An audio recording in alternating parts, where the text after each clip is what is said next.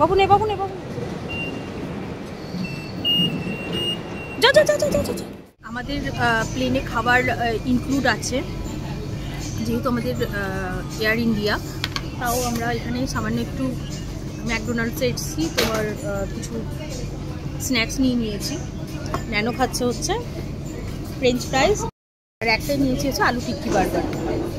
ওটাই আমরা শেয়ার করে খাচ্ছি, কারণ ন্যানোর একটু খিদে পেয়ে গেছে বলেই। ও আর একটা কফি নিয়েছি। তো এটা খেয়ে আমরা, আমাদের হচ্ছে 8:45 না গো? হ্যাঁ, আমাদের হচ্ছে 8:45। এয়ার ইন্ডিয়া দিয়েছে। এর আগে এয়ার ইন্ডিয়াতে অনেকবার চেপেছি, কিন্তু কেন জানি না এবার আমার এয়ার ইন্ডিয়াতে চাপতে বেশ টেনশন হচ্ছে। যাই হোক,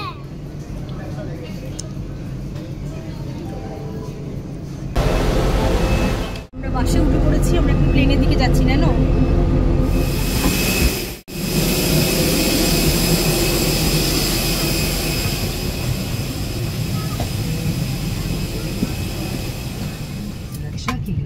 टेक ऑफ और लैंडिंग के दौरान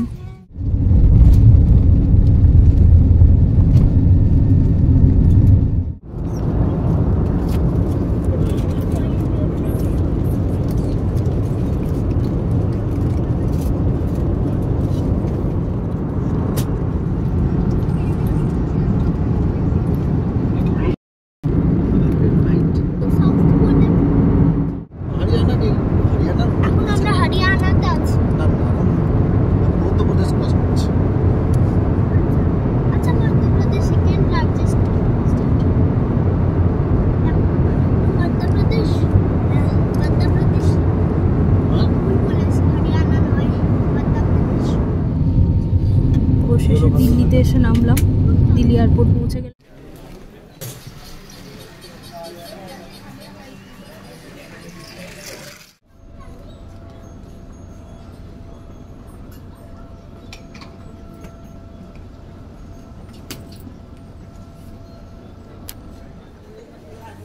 ফাইনালি আমরা দিল্লি পৌঁছে গেলাম। এখন আমরা ওলাতে আছি, এরপর আমরা যাব হচ্ছে গেস্ট হাউস। আমরা গেস্ট হাউস পেয়ে গেছি। হোটেল নেওয়ার একদমই ইচ্ছা ছিল না, তো হোটেল যথারীতি আমাদেরকে দেয়ও নি। আমরা গেস্ট হাউসই পেয়েছি, কারণ গেস্ট হাউসে খাবার দাবার অনেক বেশি বাড়ির মতো হয়। ওরা ফোন করেছে দুপুরবেলায় কি লাঞ্চ করব জিজ্ঞাসা করছিল, তো আমরা বলে দিলাম যে একদম সিম্পল বাড়ির মতো কোনো একটা আলুর তরকারি, ডাল এইসবই করো। এখন সন্ধে হয়ে গেছে, তাও আমি দেখাচ্ছি। আসার পর থেকে তোমাদেরকে একদমই দেখানো হয়নি যে আমরা কোথায় আছি। এই যে এইটাই হচ্ছে আমাদের গেস্ট হাউস, এটা হচ্ছে ব্যালকনি। এখানে অনেকগুলো গাছ লাগানো আছে, পায়রাও আসছে মাঝে মাঝে। এই যে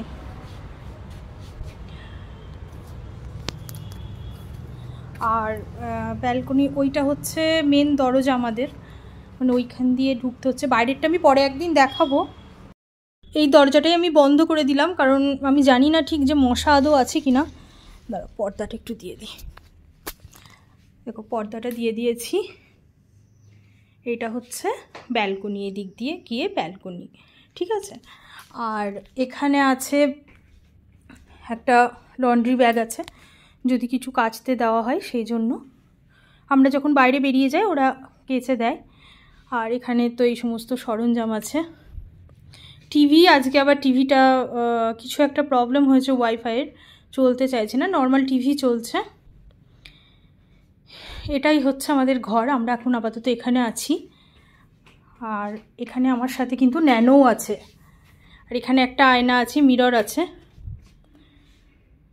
ঠিক আছে। আর আমি এখানে কাজ করছি অফিসের। আজকে প্রচণ্ড লেট হয়ে গেছে। আর ওই যে ন্যানো পুট পুট করে তাকাচ্ছে, হাতও দেখাচ্ছে। ঠিক আছে, উঠে পড়ো ন্যানো, আর ঘুমিও না। হ্যাঁ, 7টা বাজতে যাচ্ছে, ঠিক আছে। এবার ঘুমালে রাতে ঘুম আসবে না।